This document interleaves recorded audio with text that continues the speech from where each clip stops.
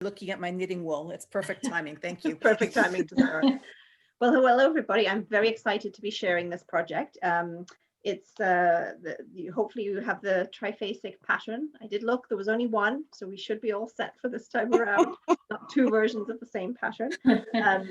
And this one is dear to my heart because the pattern is from All You Knit Is Love, which in itself is a fabulous name for a yarn store, but it's in Barcelona, and I've been there twice now. I've met the owner and she's lovely, and so it seems just a really nice sort of gathering of the world.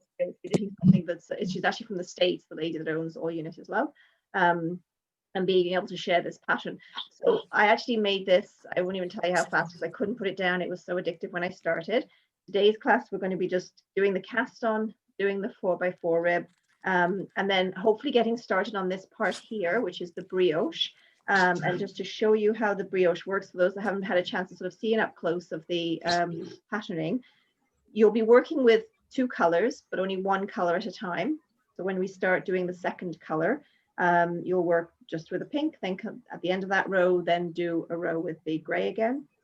And what brioche creates is this fabulous, completely reversible fabric where you have the knit stitch that's emphasized on one side and then the purl underneath.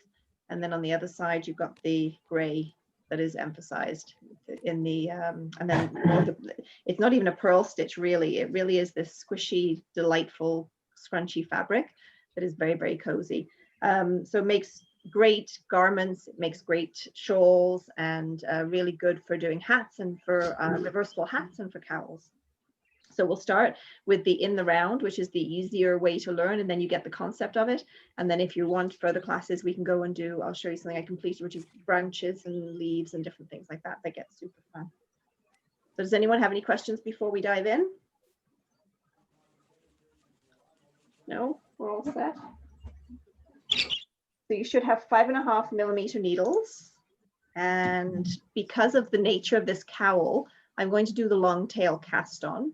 And just for colors to show you, brioche works really well. You can do a one color, but what really looks good is getting contrasting. So I've chosen, I don't know if you can see in the light, but I've chosen this purple and lime green. So I'm going to make the full cowl in the purple and then have the lime green as the contrast. Those might look familiar to you, Loretta. That's what I was debating on getting that one. Oh, darn it. I'm going to see what it looks like. Well, you get to see yours and know if you like it in the other setup as well. So for the cast on, as I mentioned, we'll do the long tail cast on. And to see how much yarn is needed, the instructions say to cast on 88 stitches.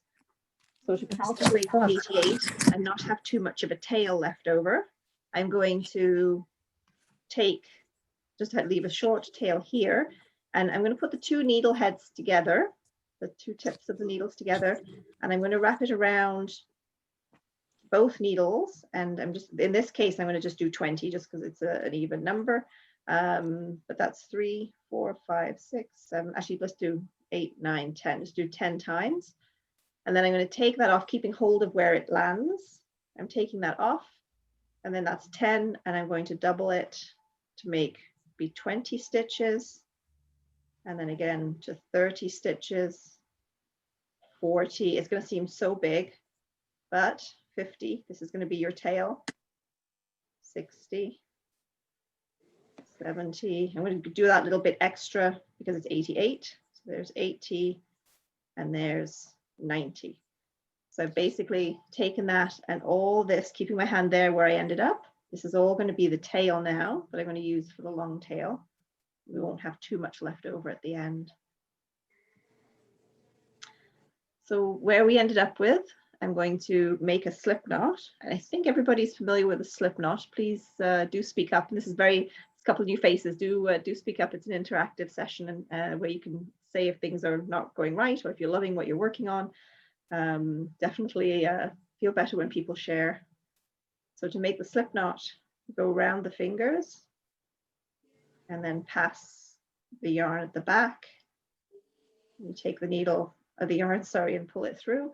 And that gives you the ability to size the knot as you wish. You can expand it or you can reduce it. So I'm going to do that one more time. I've got the yarn around 2 fingers. And as I pass it around a second time, I take the back piece and bring it through the loops. Then when I let go of the loop, it makes the slip knot that can go onto the needle. Everybody good? Mhm. Terrific, thank you. So now put the needle through the slip knot and we start the fabulous long tail cast on. So actually, I guess I should, is there anybody who is not familiar with long tail as yet? No, everybody's good? Okay. You okay, Karen? Okay, I heard you say yes. I know you were on mute, but I heard you, I saw your lips go yes. Oh, you're doing your length. Perfect. Okay.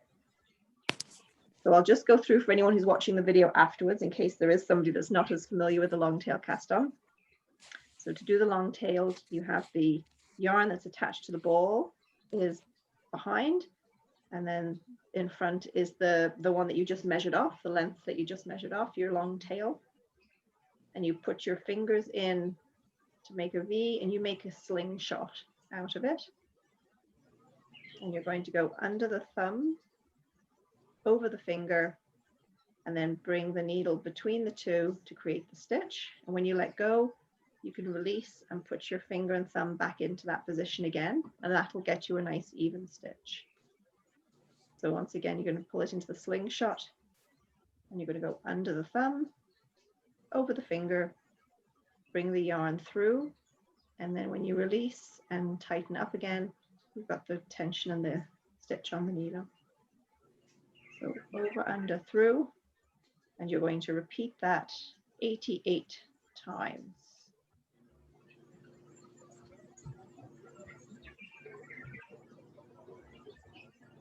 This is my first class on Boomerang. Oh, it is? Yeah.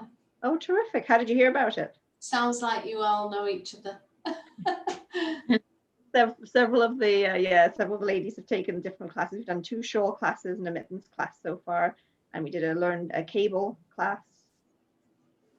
Where are you from? I'm in Peterborough, Ontario. Okay.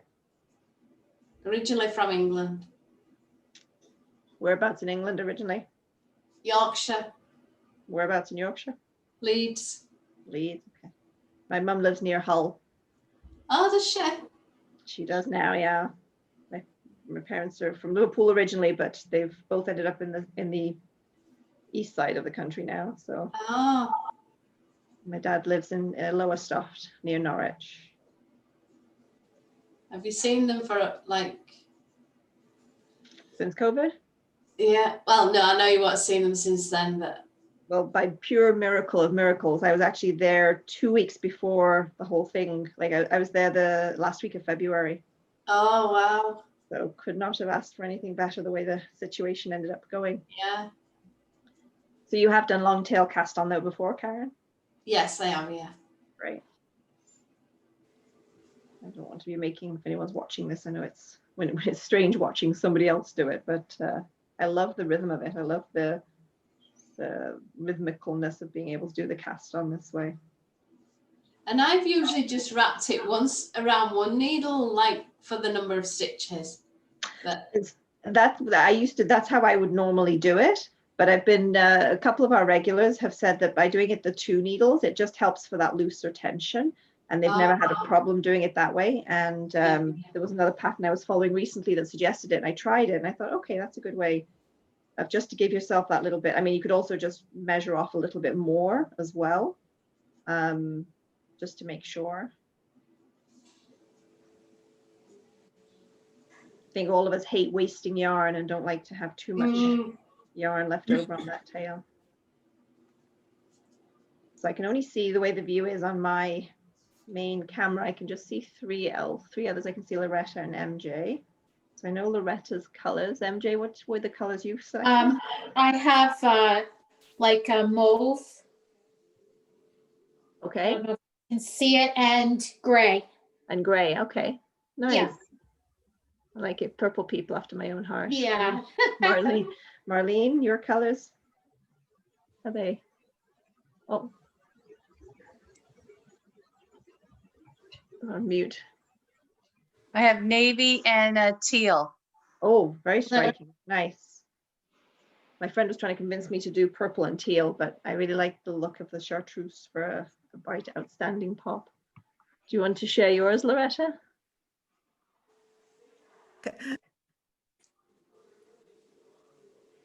Oh, you're on mute too. So, the story is I went into Trina's shop to find some wool for this class, and I was mulling between the choices that Trina had. I had the green, the lime green, and the purple in my hand, and I was very close to getting that one, but then I was tempted by the wool that she actually made the cowl with, which was so lovely soft. So I ended up with like a green and like a teal and a gray. Although Trina, if I like yours better, I might have to swap with you afterwards. 60. This has already been pegged for a present. 4, 6, 8, 80, 83, almost there. And Debbie, are you just watching tonight, or are you? Well, I went ahead and did the 8 rows. Oh, you did? Okay. I couldn't help myself.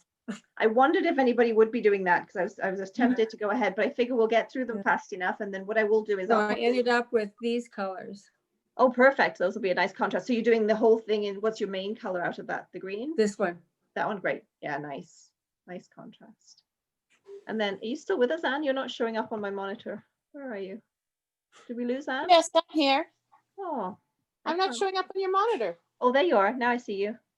Because I'm using a different laptop, and so I've just got 4 little pieces here. Let me see if I can change this. Yeah, it's funny because, as I said, in one device I'm not here, but in actual fact I am. I actually have a question on color choice, because my main color is a gray, Okay. and I'm using it at my stash where I'm hoping to, and then I have choices, and maybe ladies you can vote in here. There's a blue, but I also have this two-tone. Oh, I've lost you. Can you hear me? I can hear you, but not see you. Yeah, you're stuck.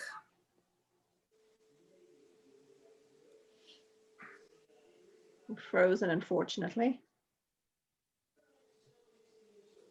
Wait for Anne to come back. So I've cast on my 88 stitches, and I'm now going to join in the round. Is there anybody that's not worked in the round before?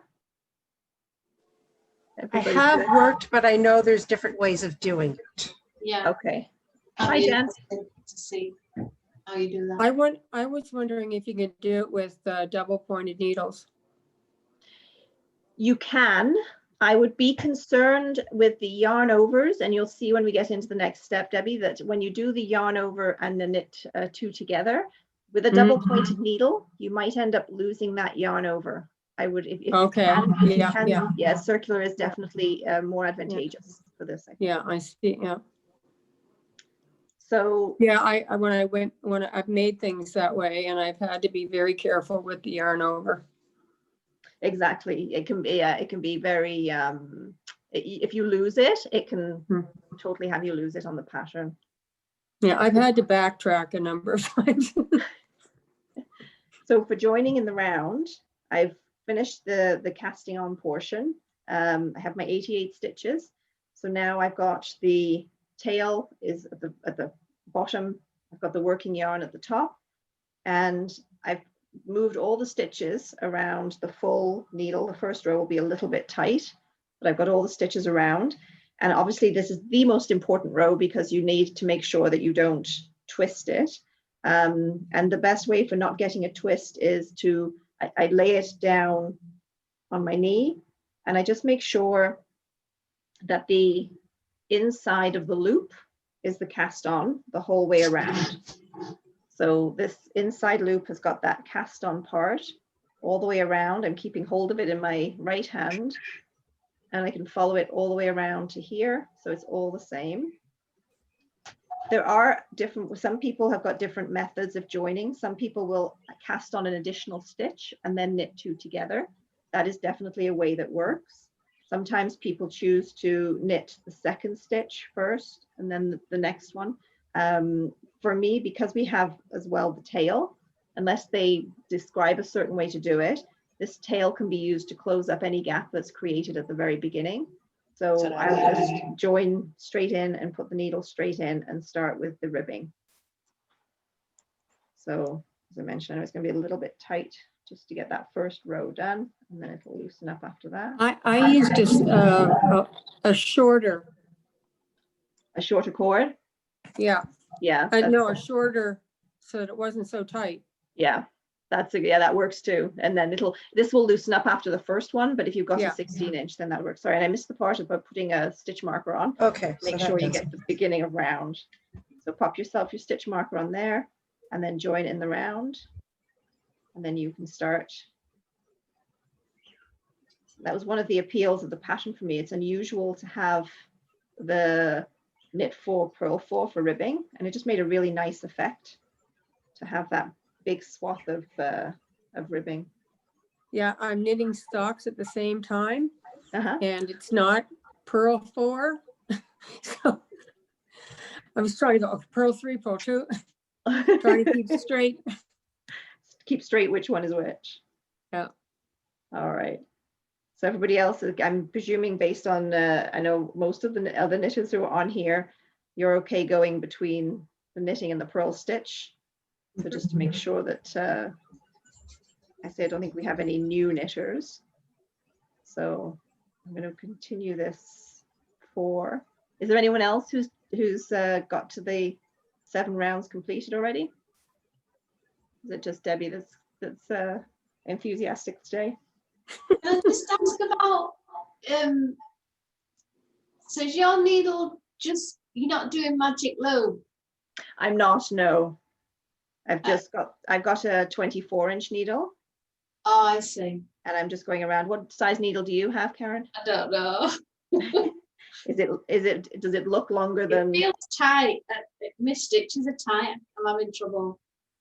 So are they spread out as much as mine are at the moment? I'm just spreading them out now. Yeah, that first So- row is usually, it can be tight for that first row, and then like I say, it'll join up, or you can do what Debbie's done and pick a smaller cord if you wish. But what will happen when you get to the brioche stage, it will expand out and you'll have a bit more flexibility with it. So when I'm joining in the rounds,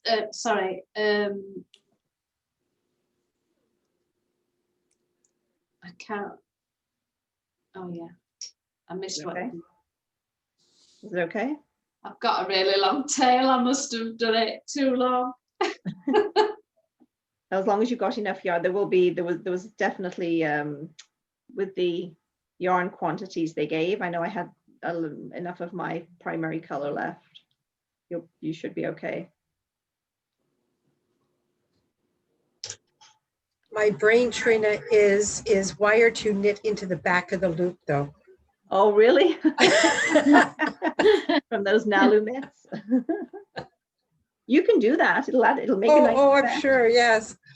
But I had to really think about before, okay, knit front the stitch or knit back the stitch. It does get in.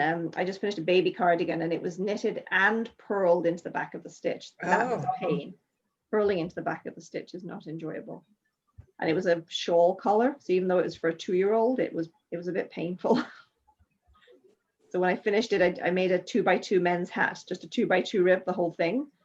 And I did that in a couple of days just to give my hands a break from trying to figure out doing the twist on it. So does anybody else live outside of the Toronto, and you're outside of the Toronto area? You're not affected. We've been shut down again here. I'm sure. I'm in Woodstock, so we're not really shut down at all. Really? Yeah, it's orange though, but Where are Uh, you? Woodstock. Oh, Woodstock, Yeah. New Brunswick? No, near London, Ontario. Oh, okay. Yeah. So it's pretty, there's been very minimal cases in relation to other localities, thankfully. I'm We in the still Maritime. Yeah, we still Excuse me. keep a low profile though, just, You're in from the Maritimes, Debbie? Yeah, I'm in well. New Brunswick. Oh, Oh, I was born in Halifax, but I lived in Toronto for a while, but I've lived here the longest. I live in rural New Brunswick on an old farm. very nice.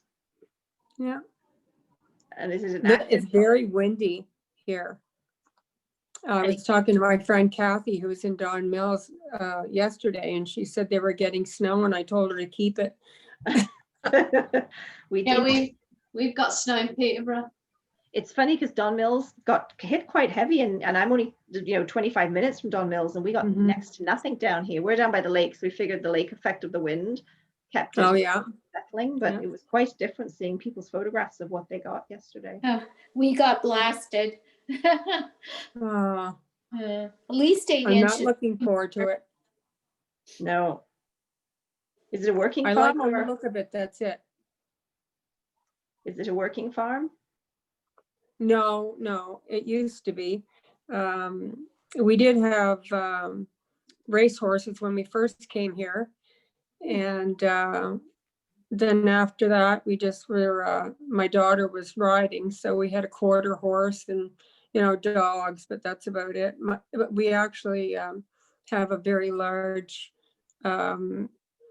piece of woodland that my husband manages.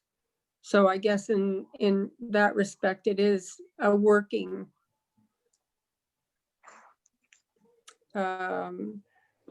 forest, I Okay. guess. And so what does the management of that involve? What it is where you're thinning out what needs to be thinned out so that the other trees can grow. Mm-hmm. It's definitely not clear cutting, it's select cutting. And then the wood So that he cuts, do you sell for firewood or for? he has, yeah. And some goes to mills, and we have an outdoor furnace. It's a big fire box that the heat comes like underground Mm-hmm. into the house. So we burn wood for the heat in our house. You have an unlimited supply. Yeah, I should have. Was it like the cobbler's children that don't have at shoes, right? times not had. Everybody else seemed to get it then before we did. The old cobbler's children situation, right? Yeah. So I'm wondering if we got Anne back because she wasn't sure on her colors. Did we get Anne back? No. Does anyone else see Anne? No. No. Shame.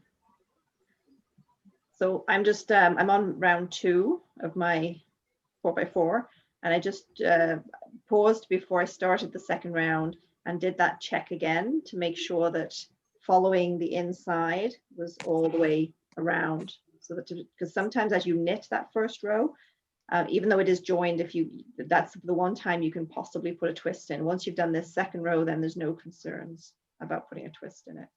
Otherwise you'll have a Mobius cowl, and that's a whole other pattern.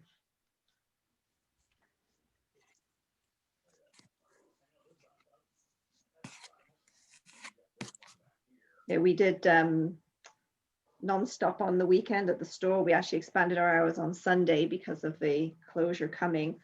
And it was just we had 9 people maximum in the store at any given time. On a few occasions, I had to send my husband outside to be doorman and have people wait until people left, because a lot of people looking for advice on what they could make. They've not knitted before, they haven't knitted for years. They want something to do for the next 28 days. Yeah. It was busy keeping people stocked up. Where's your store located? We're in South Etobicoke, in Mimico, so Okay. the west end of Toronto. Mm-hmm. And lots of people have returned to knitting over the last few months, that's for sure. Well, that's good. It is, it's nice. Really, when you think about it. And we all know the benefits of how knitting can make us feel, and Yeah. Obviously, there's the plus of being able to create great things that you can share, but just also there's the charity knits, there's the meditative, there's the calm. So there's so many other advantages to it. When You we also make started with the COVID, my daughter is an ICU nurse. Oh, And so I felt like I wanted to do something. So I knit a bunch of socks for them because it's always chilly in there. So, those would have been greatly appreciated. yeah. We didn't get quite as good as socks. We did the mask mates that were very popular at the beginning to where people can wear them at the back of their head to help alleviate the elastic. Oh, yes, yes. We had hundreds and hundreds of those. Our community completely rallied and donated time, buttons, yarn, and made hundreds of them that were donated at the start of this. That's nice. At that time, thinking it wouldn't go on for much longer. Yeah, I think we're stuck for a while. I think so. I think so. I made a lot of surgical caps for people and Wonderful. yeah, and masks and things like that. But Yeah. It makes you feel good. yeah, Exactly. It's how you can help, you know. Yeah. yeah. How's everybody coming along with their rib? Is it growing? Yeah, good. So I know for a few of the people who were on the last class with us, we were going to look at doing a dishcloth series where each week would be sort of spotlighting a different technique. And we were using dishcloths so that they're not huge projects, but you could learn, we've already done cabling with and without a cable needle. But there's going to be other different techniques that that we can show, and then also some project-based. So I was looking to do in January the toe up socks class. So people can do Perfect. toe up. Oh, I haven't done that yet. I was just about to ask if you do toe up or cuff down, Debbie. Yeah, You do no, cuff cuff down. And you know, I've never learned how to cable. Oh, really? Yeah. Well, we'll hit you both then because these are toe up socks with a cable up the side. So you Oh, can learn the good. 2-in-1 for that one. Awesome. Good. The pattern is called Socks on a Plane. It's a great pattern. And then there's also, if people want to continue with that, there's the afterthought heel we can do at another time as well. But we didn't mix the dishcloths with a project and keep it sort of so that people can just join one class if they want, or they can do a series for a few weeks and then just do one. Because while I love making the shawls, sometimes you only need, you know, so many, there's other things to look to make.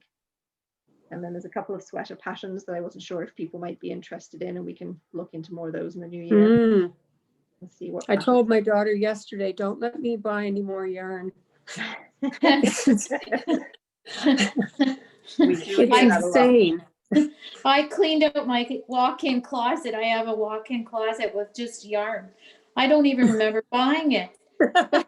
So much, but not always what I want at the time. This is what ends up happening, right? You go to your I closet know. full of fingering weight, and now this is a chunky, and you're like, oh no. So I hear that a lot from our regulars. I've bought quite a bit through auctions. Oh, really? Yeah. Interesting. Yeah. And where I mean, you from? can get some really, really beautiful, very expensive yarn.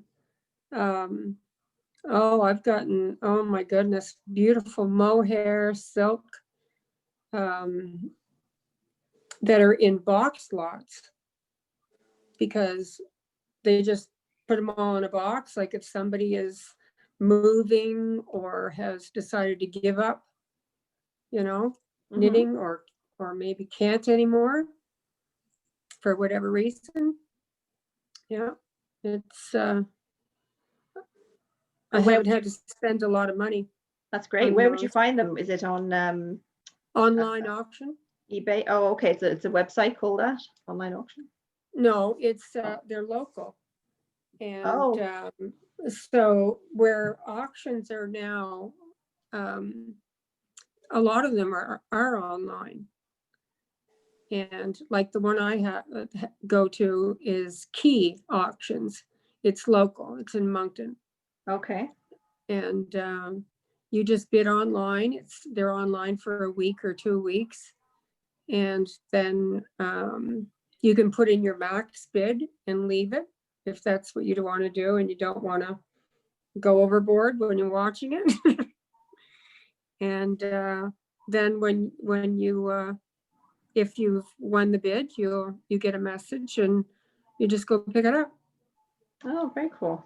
I mean, because of the COVID, I mean, they're not having the ones where you can actually go. So Right. Yeah. So online's got to be the way. oh many yeah, more and you things can online. go and actually see the items. They have a day that, you know, you can browse through what you are interested in and you can put it on a watch list. And then you can go actually and look at those particular items. I would to never have thought verify. that yarn would be something that would be included in that. That's interesting. Yeah, it's not very often, but when it is, you can really, really hit, you know, Mhm. hit a gold mine. That's great. There's an Yeah. auction site even in Toronto. It's an area called Max Sold, and it's the same sort of idea what the lady was talking about. And the odd time they do have like maybe 15 balls of wool or something that you can bid on, but they're very popular.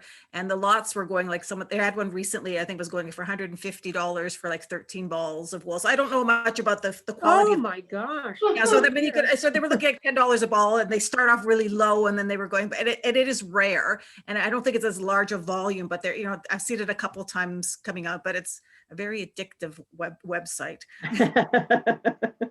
You end up bidding on things you don't Oh really yeah, need. I mean, I now have I about would 40 definitely have flower never gone pots. over $25. When I grew up in the northwest of England in the Lake District, and my mum loved auctions, and we'd moved to a guest house, so she needed to fit out 5 guest rooms. And so she would go to auctions to get the furniture. And she was very smart because she took my brother and I with her. And she used to say to us, "You can't move, because if you move, you might be bidding on something." And she said, "You have to sit really still, because sometimes if you just nod your head, or if you, put up your hand, or if you twitch a certain way, the auctioneer is going to think you're trying to bid on it, and then I'll have to pay for it, and then you'll have to pay for it out of your pocket money," which was not going to happen. And so my brother and I would sit there like afraid to even breathe. I thought, what a smart mum. She furnished 5 bedrooms of the guest house with all auction furniture, and kept Oh, us prepared. most of my furniture is auction furniture. Yeah. Yeah. I would hate to go think about going into a furniture store and looking at the quality compared to the quality of what was, Right, that's true. It's changed a lot. because you'll never get it. Yeah. Yeah. Yeah. How's I everybody like the doing? penny pinch that way. It's kind of like you get an adrenaline rush Hmm. when you think, oh wow, look. Plus, it's nice to know that things are getting used and they're not just getting thrown out, and especially when they're Yeah. good quality things. Oh yeah. And sometimes, I mean, when you look at the china, I mean, my gosh, when my first marriage, when I got married, my mother started me with Royal Dalton china. And I mean, it was extremely expensive. I broke a dinner plate one time in the early 80s, and it was $37.50 then to replace the plate. One And plate. now you can go and get complete sets, of 10 or 12 for next to nothing, because People aren't doing this them anymore. Yeah. like my generation, my children's generation, what do I want that for? Yeah. It's a shame. So, Good reason to use I them. get heartbroken when I see stuff like that happen with Daltons as well. But I grew up in that generation that my mother, when she set a table, when there was somebody over, you had ketchup in a little dish on a plate with a little spoon. Mhm. Wasn't the ketchup Everything bottle on the was table. very formal for her. drove me crazy, but Understand? Is my working yarn on my left needle or my right needle? On the right needle, On the right needle. All right. unless you're left-handed. Well, I am left-handed, but I don't. I'm left-handed, but I do it your way. I don't knit left-handed. I don't think. Okay. Yeah. Yeah, so you should have, and I've just been skipping along because I wanted to get to the, I've done 5 rows so far of the knit 4, purl 4 here. But Karen, if you're, as you've joined in the circle, especially, and if you see, it's still, I mean, it's definitely the stitches. If I let go, it does flip a little bit, but I'm just moving the stitches as I go along. Right. But yes, the working yarn is attached to the stitches on the right side. I've just finished my first round, so we're just trying to. Perfect. So you've joined, and so you're starting round 2. Good. Work out. Yeah. Is it making sense? I Yeah. was trying not to do magic look to see if I could just do it round like you, but It's not. Is it not working? it's a bit tight. I think it might. Yeah. Like I say, it does happen here where you can see whether some of the times the stitches are a little more stretched, but Yeah.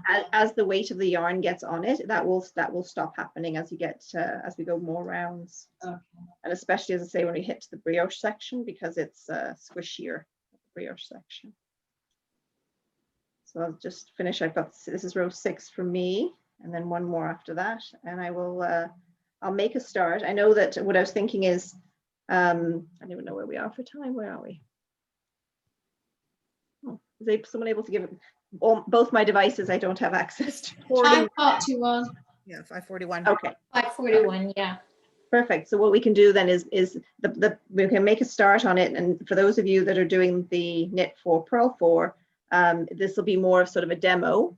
And then you can either watch the video and make a start, or next week we can make a start together. You can let me know at the end of this how you'd like to do it. But the brioche really is, I was always afraid of it because there's terminology when you start doing it on patterns where they say BRK and BRP. So they call it a bark and a burp. And it's for the knit or the purl when you're doing brioche. So having that kind of terminology, it just made it sound intimidating to me. But when I started actually doing it, really it's just yarn over knit 2 togethers.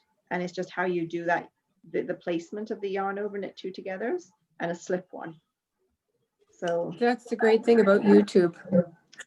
yes, that's true. Yeah. Yeah. That's true. But I mean, before I would never have tackled anything like that if I didn't understand what it was. Yeah, it's very good to be able to look up most things. And some designers now, if they've got an unusual stitch on their pattern, will do their own YouTube explaining how to do that particular stitch. Mhm. I know there's a designer called Casa Pinka. I don't know if anyone's heard of her. She's very supportive of small local yarn stores. She offers patterns that will be free if you buy the yarn at a local yarn store on a certain Oh, week. that's good. And then and she does it to promote a local yarn store day, and then after that you have to pay for it. But she sends the yarn stores the coupons for free patterns and stuff. But she will do videos specific to her pattern if it's a strange stitch that she's put on. And I tell you, I mean, I'm sure a lot of us must feel the same way. I know I've been knitting now for, I figured, 42 years, and I learned something new pretty much. It sounds a lot to say every day, but it's not a week goes by that I don't learn something. So I love that I about learned it. how in guides. Oh, you did? Yeah. That was a badge, was it? Did you do badges and guides? I don't know. Oh yeah, we had badges, but I don't remember if that was one or not. Probably was a home ec one or something. I remember in brownies, we had to knit a 6x6 piece in garter stitch. And I struggled on that one, being left-handed and knitting right-handed. Yeah. That, I saved that thing forever. I sat with a lady one time. I was a ward clerk at an election in Halifax, And it made history, actually, the ward that I was in, because they only had one vote. Oh, my goodness. Yeah, it was, they had made an error and had the nursing school, the Victoria General Hospital, so none of them had lived there for 6 months, Mhm. unless they lived in Halifax, so they Okay. couldn't vote, Oh, at least back then. So anyway, I'd called my mother and I said, bring me a ball of yarn and stuff. So this lady that I was with, she was trying to show me how to make a mitten, and with 4 needles, and mine was going inside out, so it was becoming quite difficult, and hers was going right side, and I was going, why is that happening? I'm doing the same thing, but I was left-handed and she was right-handed, and she took mine and somehow flipped it or did something, and then I was back on track and I was not doing it inside out anymore. I don't know what she did, but that was happening a few times when we did our mitten class last time, was that sometimes the work would end up flipping. We were Yeah. able to flip it. So how many left-handers do we have in this then? Karen, you said you're left. Pamela, you're left. Yeah. I am. That's at least 3. Wow. That's Yeah, that's quite odd. That's very high odds. Yeah. So if you knit left-handed, what do you have your working yarn in your left hand? I knit right-handed. I Yeah, do. so do I. I knit right-handed as Oh, well. okay. So we have regulars at the store that are left-handed, and she keeps the yarn in her right hand, but she somehow, and I don't know how, but she knits actually backwards. Like, it's a very interesting to watch her. Her patterning is backwards. Oh, There's a really very, very great summer top pattern called Maple Sugar, and it's a simple sleeveless tunic style top, and it has this detail down the front where you slip a stitch, you knit 2 together and SSK either side of it, and then slip a stitch. So it makes this really nice detail just off centered. And a friend who's left-handed knitted it, and a friend who's right-handed knitted it, and it was on the opposite sides. They looked like mirror images of each other. It was so funny to see it. It's the first time that I saw a difference in left and right-handed knitting. Okay. So who else is, everyone else is fine. Loretta, you're good. And Marlene, you're happily knitting away your 2x2 there. Yeah. Karina, I'm going to have to say goodbye because I have to start a I'm Zoom good, I'm class done. for another instructor. Okay. So So- I'll see your demo when I get the video. Perfect. And what I'm going to do is I'll start it tonight, but then I'll return back to that stage next week as well for people who have questions, if it's Okay. if they have any questions on it. Okay. So I'll start it, but then I'll restart next week if you don't Okay. get a chance to watch. But if you can get the 7 rows done, that would be great. Yeah, will do. Okay. All Thank right. you so much. See you Good luck next on the week. class, Pam. Bye. Bye-bye. Jan just told me, she messaged me, she can't unmute herself. Oh, okay. She doesn't know, so can you unmute her? Let me see. I just hit ask to unmute. Let's see if that works. I guess she is dying to say something. Oh, there we go. I've asked to unmute you and I've spotlit you. I'm not sure how I did that, but there you go. There we go.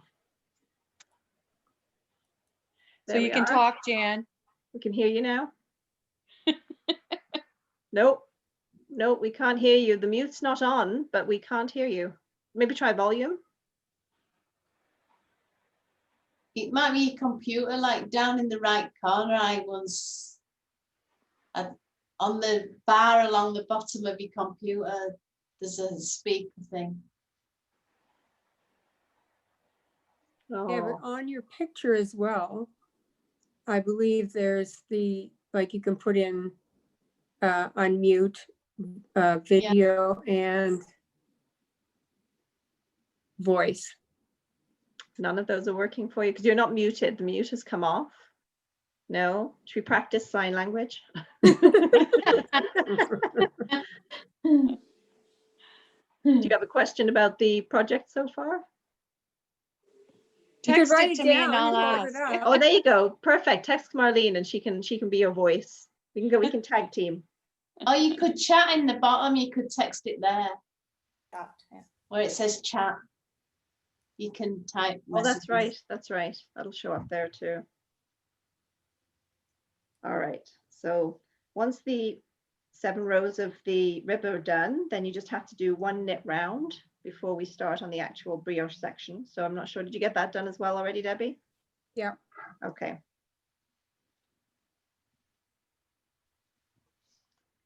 Whew. I'm just gonna get the knit round done. I can't believe how hard it's raining out here. It's just pounding. Better than snow though, right? Yeah. Yeah.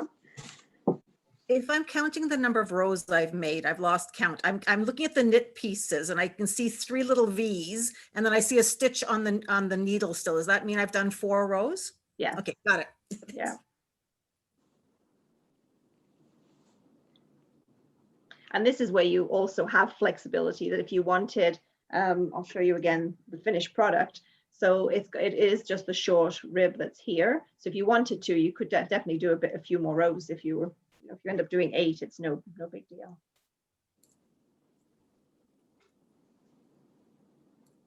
Hear my cat snoring on the other side of the sofa there.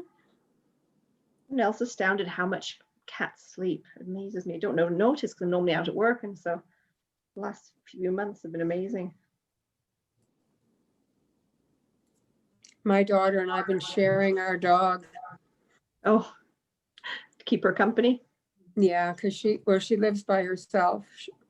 And she does 12-hour shifts because she's like I said, she's an ICU nurse. So she gets pretty lonely. So when she's off shift, she has him. And then because he can't stay alone that long, he comes here. Oh, He's a mini golden doodle. oh my. I've seen lots of Goldens, but never mini golden doodle. Yeah. And he's black and white. He looks like a Portuguese water dog. Gosh, interesting combo. He's quite a character.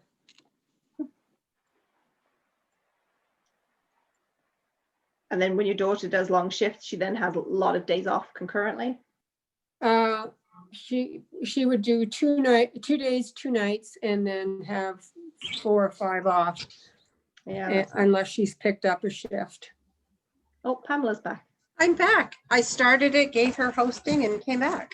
Oh my goodness. That's brilliant. All right, wonderful. Well, I was just explaining after you've done the 7 rows of rib, and then there's just 1 knit row to go. So I've done that knit row while you were gone. And so now we're ready to start the setup row for the brioche. So you'll need your second color, your contrast color. I'm sad we lost Anne to see which decision she was going to do in the end. And when I start another color, a lot of people are concerned about the end and tying in the end and how to join it. I just make sure I leave at least a 6-inch to be able to tie in afterwards. And then I just start knitting with the new color. I don't tie a knot or join it. If some people are more comfortable just to put a loose knot in here just to secure it, but I've always found it's okay just to start with the next color. So using this contrast color, your very first stitch, and this is just a setup round to get you started. And after this, there's going to be 2 colors for the brioche. So you're going to slip that first stitch after your stitch marker. Sorry, it looks like it's not there, but it is. There we are.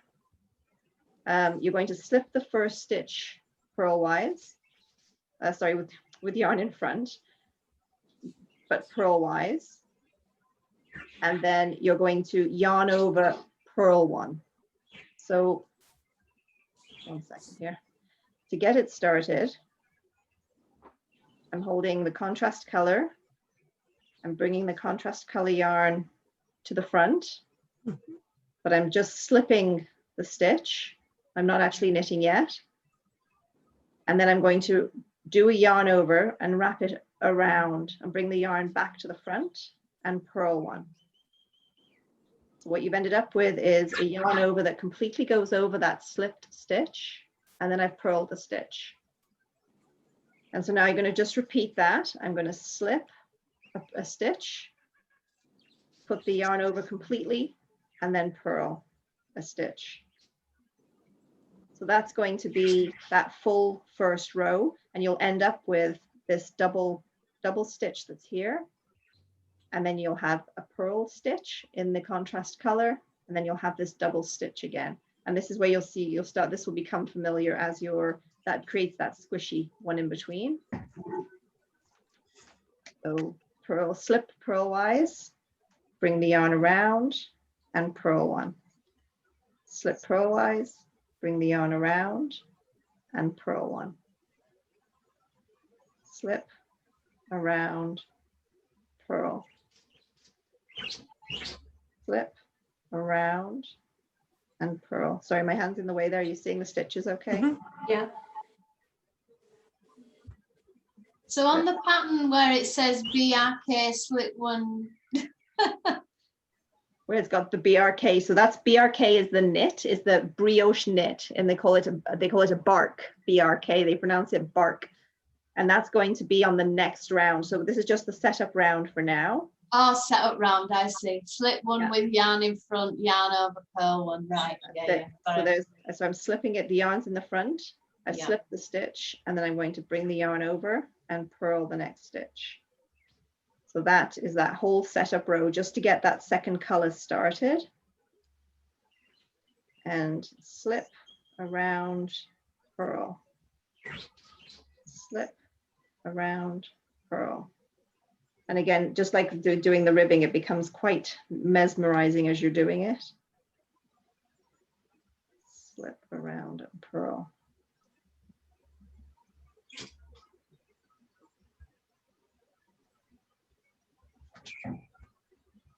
I'll hold it differently, and then that way my hand, I feel like my hand is covering it a lot of the time. So slip, around, and purl.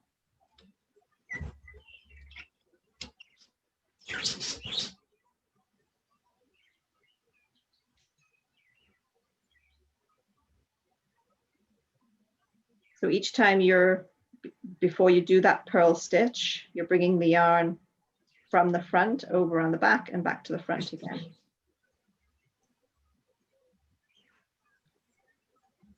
So slip, around, purl. And you'll find your own rhythm to it. I find that as I'm slipping, I'll just show you that everyone holds their yarn differently. I realize I tend to wrap, and I wrap it around my hands this way. Often when I'm teaching, I hold it differently just because obviously the camera angle, but if I was going at my regular pace for this, I actually put the needle in to slip. I wrap the yarn around as I'm slipping it off, and then I go into purl.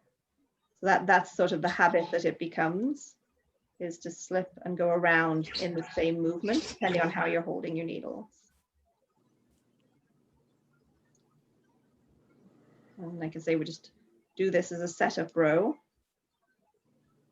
And next week we can go through this together. I'll take mine out to this point in case anyone has any questions when you get to it, but hopefully, does anyone have any questions now? No. No, okay.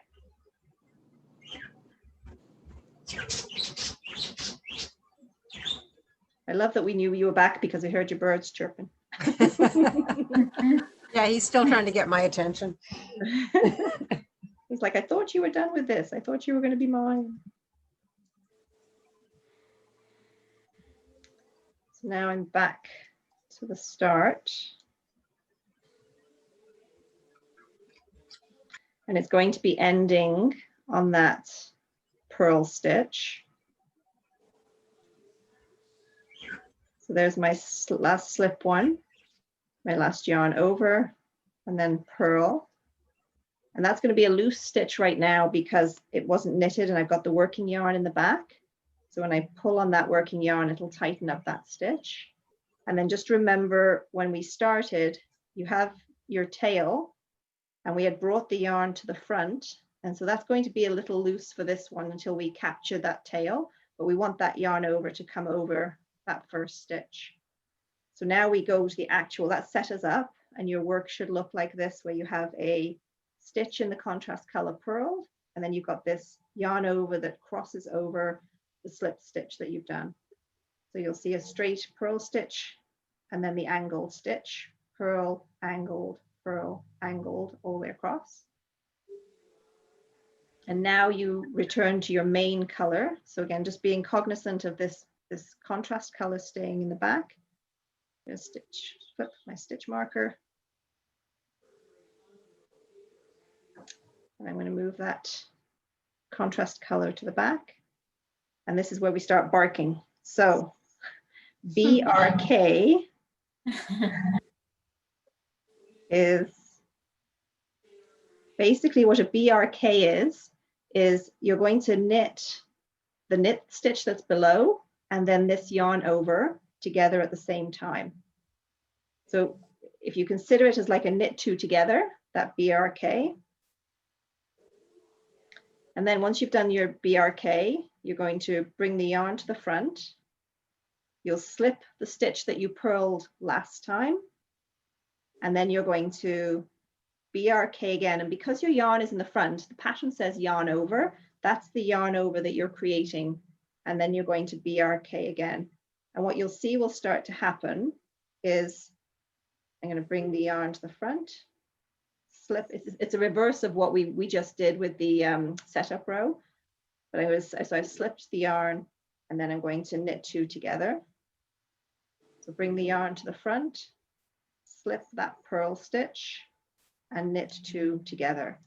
And some magic way, that green just disappears on your knit stitch. It just goes away completely. You don't even see it, even though it's there at the back. And that yarn over, the row prior, we were doing the yarn over with your contrast color. Now you're doing the yarn over with your main color and you're creating another two stitches here again. So then on the next row, when you do contrast, you'll be putting those two together. So that's you're either going to be burping or barking. So now we're barking. So we slip that stitch, the yarn's in front, and we knit two together. Bring the yarn to the front, slip, knit two together. Yarn to the front, slip, knit two together. And this is why you can do a single color, but the contrast color just looks so nice to have that splash of color difference coming in. So slip, knit two together, bring to the front, slip. And the knit two together is referred to as BRK because it's brioche knit, which is knitting the two together there.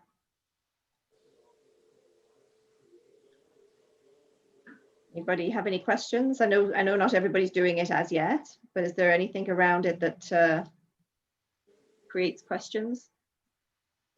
No, it's good that we'll be able to watch it now. You'll be able to watch it in slow motion. Yeah. Okay. So I just got to that point. Okay.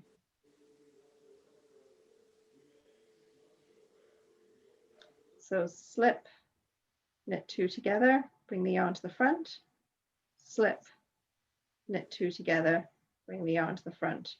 So each time you'll see that the knit stitch looks just like a regular knit stitch. And then you've got these looser stitches from your contrast color that are showing. Sometimes the stitches do overlap. I just did that quickly. I don't know if you noticed. Sometimes the yarn over stitch will overlap. So you do need to, as you do the slip stitch, sometimes just separate it. But always remember that the contrast color goes over, and that's what you're knitting the two together with the main color. So a few years ago, I actually went to a class for brioche, but it was just 2 hours one night and a cowl. It was a cowl. So I've got black and grey, which is what I'm using now. And I didn't do it. I went to that class and then couldn't do it after that. Oh no. Well, But I'm hoping that was also in the round. Why would you start in the round? Is it not simpler to do it straight? no. So what's fascinating is when you do it straight, what you have to do is you do the row once, and then you come back and do it in the second color a second time. So when you're doing it straight, you actually have an A and a B. and you have to do row 1A and then more row 1B, row 2A, 2B, and you have to be able to slide the needles, the yarn to the other end of the needle and do the next row. And so it's actually, it's a very, by doing in the round first, it teaches you the look of the stitches. You get to see what you're looking for, but you only ever have to worry about going around in one direction. You don't have to worry about sliding it back. Okay. So the person that taught me, I learned a year ago in the round, and it really helped establish it for when I did the projects that increase and decrease. I had an understanding of how the stitches formed. So I knew when I would look at it that the dark color had to be the knit, that would be the next stitch, would be doing the knit. So just about at the end of this one. So let me just finish this, and then there's only 2 rows to the pattern. So this is your row 1 is in the main color and you're barking. And then you were just asking about, so here, for example, my stitches are still a bit snug for the size of cord. So Yeah. I do get this, but I can just pull stitches along. And I've been trying to do that as well. Yeah. I think it's gonna work once I do a few more rows. So now I'm back to the end, and this is where it's very important at the end of this one, when you're following the pattern, it says at the end of row 1, you're going to do that yarn in front. You have to slip with the yarn in front. So I'm going to slip that stitch. And then my next stitch is in the contrast color, and I have to slip with the contrast color in front. So you still need, this is the yarn in front. You have to hold it to the back to be able to pick up the contrast color, because that creates that other yarn over. That's the part that if you miss that step, it might throw you off on the round. So just still bring it to the front. I've slipped my marker. Now I'm going to bring my contrast color to the front, and I'm going to slip the knit stitch that was done in the main color. I'm going to bring the yarn around, and I'm going to burp. Pardon me, I'm going to purl 2 together like that. So this is the same action as we did for the setup row, but on the setup row, it was just 1 purl stitch. Now we're on to the brioche part. It's a BRP. So you're slipping the knit stitch. You're bringing the wool from the front back around to the front by wrapping it around the needle, and then you're purling 2 together. So that's the burp. So slip around, and this time you're purling that yarn over with the purl stitch from below. So you're only ever going to be knitting in the main color and purling in the contrast color. And your yarn is always in the front though. And the yarn is always in the front, exactly. You slip and then return it. And by doing that each time, what you're going to end up doing then is seeing that the way the stitches fall next time, and when I bring back my main color and I knit that main color, it'll make the green disappear. And so now I'm going to have, you can see the start of this squishiness that's going to show. So if I bring this one back as the sample. So in this case that I'm doing now, my green is my squishy that's in between here. That's going to be what was the pink there. And then the purple, the main color stitch, is going to continue up the way the gray does. So you'll just see that knit stitch all the way up. And then on the reverse, it's hard to see until you get a few more rows in, but you see in the reverse that the green will be the knit stitch that you see, and the purple will be that squishy part on the other side.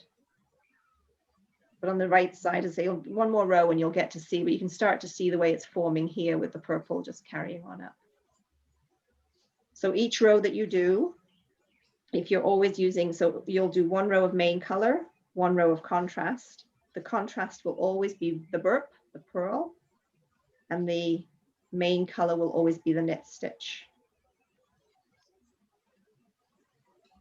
So has that hurt your heads enough for tonight? Yeah.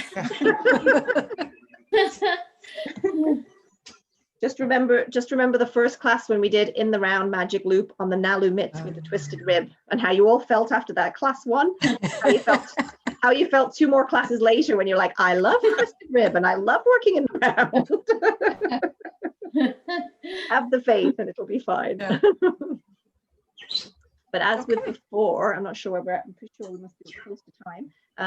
I know if you have any questions, please feel free to reach out. I only usually send my email address out with the link. But if you do have any questions, please feel free to email it. I'm happy to do FaceTime just to get you started. But the plan is that I'll take this back to the rib for next week, and we'll start this again together. We'll be able to get a few rows done and it'll start to grow. And then, so your homework for this time is the rib. Next time we'll work on the start again, and your homework will be to finish the rest of the brioche. And then the third class is the lace part, which again, I know many of you are such great knitters already. It's not a big deal for the lace, but we can get started on the lace together. And then you'll be able to finish the lace and do the last part as your homework after that. I think that's the one thing I miss is we don't get to see all the finished products quite often. Question. Where's the lace then at the top? The laces, it can be both ways. Are you Oh. seeing my second camera, or are you only seeing my spotlight? Are you seeing both? Are you seeing me waving? Yep. Yeah, okay, perfect. So the way the pattern's written is that it can be done where the brioche is all at the bottom and squishy at the bottom, and you can have this shown at the top. But it does actually work if you want to wear it the other way up. It's a different look. It's probably better the other way up under a coat, because then the lace actually sits underneath the coat, and you won't see it, but it'll sit under the coat. But if you wear it the other way up, then you get to flick your brioche over and have it more as a cowl this way, and you get to see the two colors of the brioche show up more this way. So it can be worn both ways. It was written with the lace at the top, but it definitely could be worn either way. Okay. Trina, is this a good pattern to use a lifeline on every so often? I wouldn't think of it as a lifeline because, Or if you had to pull back? Yeah. yeah, that's so if you could, but I think once you get started, you'll see, because it's a bit like, I consider it a bit like ribbing, except there's that extra yarn over. So once you get going, it makes sense. Okay. I know, you know, lifelines can be good. I'm just thinking from a taking it out perspective. As long as, yeah, your lifeline would take you to that certain yarn over point. If you're not comfortable, give it a start first and Okay. see, and you'll probably find the rhythm of it grows so quickly that you won't need. But if you're not sure after the first couple of rows, then yeah, by all means, you can put a lifeline in. Good. Thank you. Thank you. Anybody not know what a lifeline is? Me. You. And so a lifeline is something where people will take, we recommend cotton or something that's a bit slippy per se, or another yarn, thread the needle. Are you heading out, Debbie? We'll see you next week. You thread a needle and you weave it, you put it just underneath all of the stitches. And then that way it just sits there and you continue knitting. But if you end up dropping a stitch or if something happens further up, you can then actually pull down to that lifeline, because it's captured by putting the thread on and putting it through, it's captured it to that point. So you don't have to, when you're taking it out, you can just take it out. You don't have to go stitch by stitch. You can just unravel it as far as you need to go. So some people, especially in lace work, will put a lifeline in every repeat of the lace work just to make sure that if they get stuck, they can pull it back down to that point. So pull it down just that one stitch, you mean? No, pull out all the work. Yeah, that would be if you're if you know how to fix it by just pulling down that one stitch, that's great. But if you can imagine that this was this lifeline was in here and underneath all these stitches, then when you would pull it down, the stitches would pull out to this, and then you'd be able to put them back on your needle and then carry on knitting. Right. So it can be a very handy tool especially with lace. It can be very popular for people who are doing lace. Can I Thank ask you, you Trina. All right, bye MJ. Yeah. We'll see you next week. Good Yeah, luck with for sure. homework. Okay. Yeah. Thanks. Bye Pam. Thank We'll see you you. next week. Bye Loretta. Bye. Did you have another question, Karen? Yeah, just wanted to ask you about the length of a circular needle. Then how do you decide the length? You know, Usually, so for hats, usually they're 16-inch needles. If we've got a hat project, for this one, because I knew that this is 24, you said. and this one I'm using a 24, which is a 60 centimeter, I think. Yeah. She recommended that on the pattern, so I'd followed it for that reason, but Okay. you can go smaller if you wish. Oh yeah, 60 centimeters. Yeah. So you see Okay. mine, do you remember I was at the beginning, I was pushing it as so now it's got enough volume in the knitting. You can see that it does make it easier, that it doesn't, I don't have to pull it as much because now I've got the knitting there, and it just does go around in a full circle now Right, great. with the with this much on. This is a real deep purple. I don't know what color it's looking on the monitor, but it's actually a very deep purple. So Yeah, it does look it does look purple. purple. Okay, that's very deep.